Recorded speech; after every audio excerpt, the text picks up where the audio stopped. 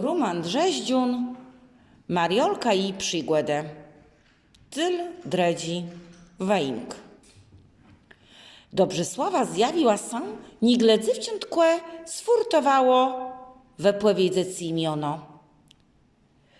Chcesz dziecko co wiedzieć o smłekach, jo? Krysniąćka płemaklała się płedos grebim brzechły. Skąd wiś? Zadzewołała się Mariolka. Jurk zasmiał się, a wydolmacił. Dobrze sława wsiedkłe cieje, a wsiedkłe wi, rozmieje tyście tas w meslach dzecy. A ja ci ciekawi historię łepowiedy, chłe. Dobrze sławłe, łepowic miłonych smłekach, dziewczątkłe złoziło, prosiący rundci.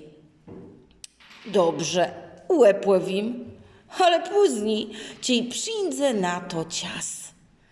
Nyprzód musisz Mariolko iść co zrobić.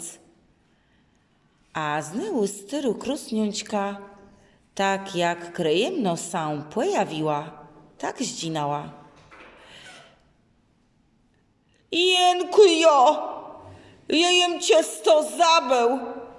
Jurk chwycił się za głowę. Lechłe, baro lechłe.